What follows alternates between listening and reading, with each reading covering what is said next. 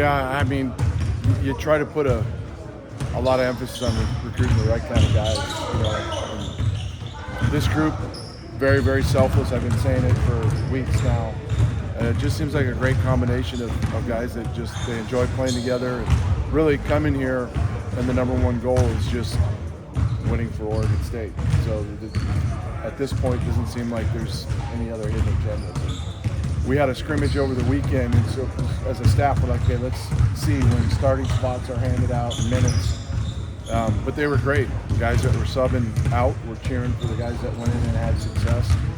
So that makes us feel good. It's really early, but I think the fact that we've got great young men that are here for the same goal leads to most of that. How hard or easy is it to curate such a tight-knit group, all of the guys just saying how much it is like a family here? Yeah, it's a challenge, and there's a lot of people will do a lot of team building and bonding stuff. We do some of that, but really we try to incorporate that in everything we do, in our drills, in our conditioning deals. We've had some team meals and some things we've done off the court. But really it starts in the recruiting process and what you sell your program, tell them what you're all about. And then you try to sift through that. You don't always bat 1,000 to make sure that what they're all about matches those things. And I think we've really hit it pretty good with this group so far. How much with this turnover in this group will change? Is this a taller group? Is this a better defending group? Will anything change? I think a little bit of everything. We're taller. I wouldn't say bigger. We're not. We got some thin guys. Maybe a little more athletic. I think much more selfless team, and I think deeper. So we've addressed all of those things. Going into last year's team, we had 9 new guys, and it was a pretty darn good season. This is a group that really wants to build off of that momentum from a year ago, and I think we've addressed some of the things we were deficient in, defensively on the glass, and then some offensive things as well. So hopefully those are some of the things that we'll see throughout the course of the season. What does it say about Josiah that he's kind of stuck through this program through multiple turnovers, and what kind of leader is he for these new guys? Yeah, well, I mean, I can't forget he was given a heck of an opportunity. There weren't a lot of schools at our level recruiting him out of high school, but he bought in to come in earning his way. We've really pushed him to be more vocal and become that leader, and he's our only third-year guy, and he's done a great job, especially this off season. Just the level of maturity he's shown, and now the willingness to try to lead. You still can tell it doesn't come second nature to him yet. He wants to please. He wants everybody to like him. But then you learn as a leader, sometimes you've got to be that voice that might have to shock somebody kind of back into their system the right way. And he's really a positive guy with his leadership, but he's stepped up and like I said, shown great maturity. And it's impacting the way he's playing too. He's playing at a really high level, which he's gotten a lot of experience his first couple of years, and we're going to lean on those experiences throughout the course of the season, and really helping the new group learn our standard and everything that we do on and off the court, in the classroom. And he's going to be the figurehead, and he's taking it on willingly to this point. What encouraged you most about that scrimmage? Some of those We shot it really well. I've been telling some of my friends and kind of been joking with Coach Haslam. We're going to try to lead the country in three-point attempts, and there's a big guy coach who kind of frowns upon that. But we shot it really well from 3, and 14 for 27. But they were good shots, so it didn't really surprise us that we shot that good a percentage. And then the willingness to share. There were some things we need to get better at, but that's what made film session yesterday a real positive, kind of our first film session as far as having an opponent that we're looking at and who we're playing against. But there's some areas that we can improve. We didn't rebound great the first half, much better the second half, but sharing the ball, executing, and then really everybody buying in. We played, I think, 11 guys. I don't know if that's going to be the case all year, but it was nice to see in that first scenario when everybody was excited to play against somebody else. Nobody was hanging their heads when they came out, or if they weren't playing enough. And, that gives us great encouragement. What was your biggest surprise? Biggest surprise? That's for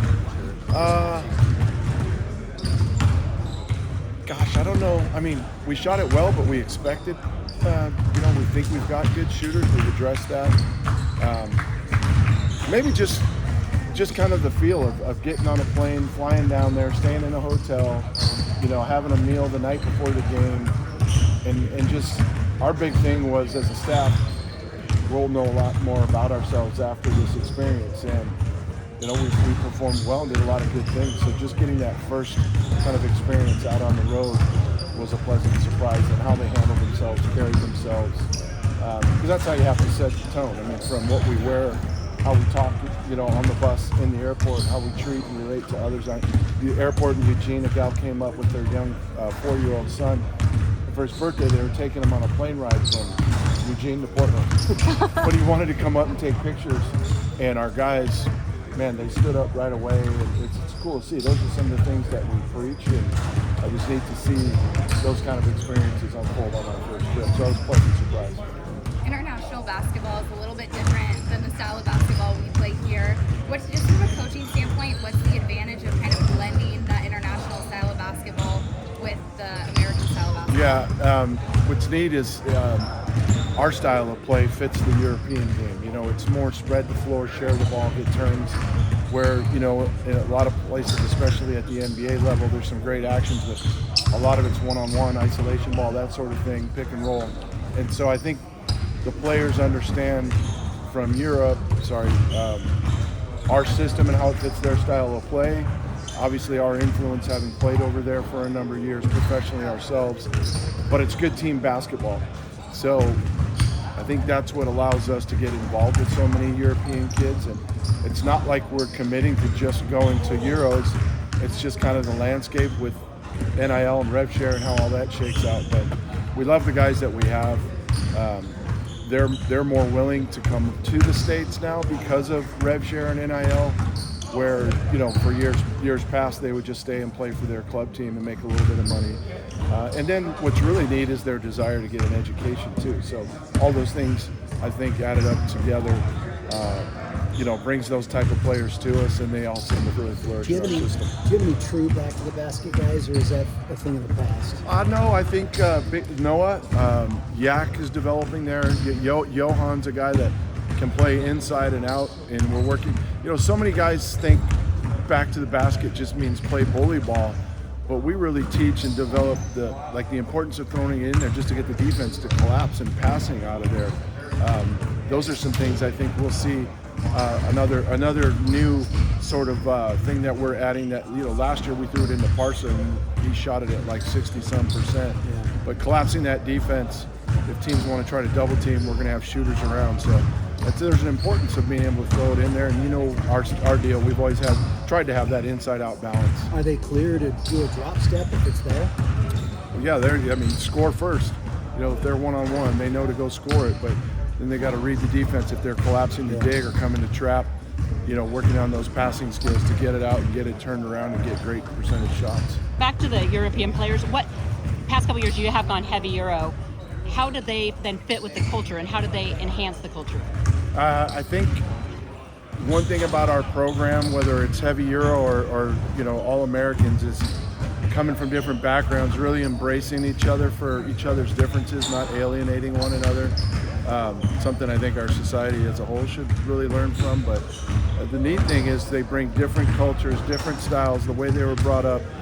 Everybody kind of gets off on it, learning about their lifestyle over there. The neat thing is we get to every 4 years go over there and get a little bit of an idea of their culture on our trips. But sharing all of that is neat, and that's part of learning and growing and developing together. And it's great to see how well they've embraced all that. We can keep going, don't worry about that. You mentioned the guys understanding the standard here. If you could put it into words, what is the standard? Do you guys kind of have to model? Well, it's about success on and off the court, and those can be sort of valued in ways, different ways by different people. But obviously for us, it's winning games, pursuing championships, trying to get to the postseason.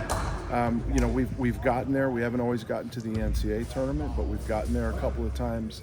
There's been a couple of years where we've turned down opportunities to go to some of those postseason events if we didn't feel we were deserving of them. But these guys need to learn that their efforts and the discipline that we try to kind of bring out of them will impact the rest of their lives in whatever they do. It's going to be here academically and athletically, but then also throughout the rest of their lives learning how to deal with adversity. And you hear coaches talk about it all the time and how sport is such a great teacher of those things, but it's something that really motivates us, and it shows. It shows in our academic success, how many all-conference academic players we've had in our time here. We've had some dips, some years where things didn't go our way for different reasons, but then how do you respond to that? You cut corners, so all of a sudden try to get back to this level, and we've been steadfast in doing things the right way, keeping our head up and grinding it out and rebuilding. And this is a group that's come in excited again to take over from last year's momentum that we've got going and build off of it. So great lessons on and off, but our standard is just the way we carry ourselves each and every day, the way I talked a little bit about how we were in the airport, but how they treat people on campus, from the folks that serve the food, cut the grass, teach classes. They're all teammates of ours. And so being humble in their approach and disciplined in their approach will lead to great things while they're here and then later on in life, which is what it's all about. This group is really confident in their potential. I'm already hearing WCC championship, NCAA tournament run.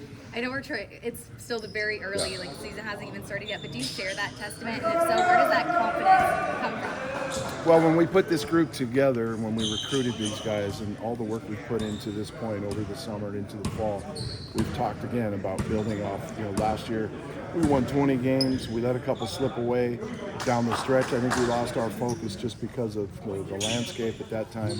These guys want to build off of that. So how do you build off of that? It's winning more games, trying to finish higher in the WCC, trying to get to the NCAA tournament. I think those are all legitimate goals for this group, but it's early. We've got a long ways to get there. And I'm blessed with a great staff that will remind them of that each and every day and kind of keep them focused on improving from day to day. Last season, a lot of the losses you guys took were on the road. How do you plan to kind of combat that? I've had years where we've had really good teams on the road, and then, of late, it's weird to me because as a player, I always loved going on the road. I loved hostile environments. I loved the crowd, yelling at us and that sort of thing.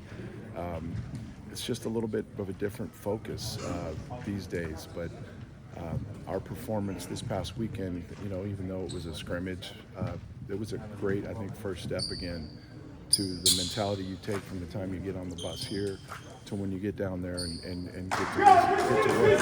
And treat it as a business trip. So we've got some great experience. We got some young guys, I think, that are more veteran than their age may show. So I think it bodes well for this team to be able to have, better success on the road and then really hopefully turn Gill into something that's a monster for our opponents to try to come in and win here.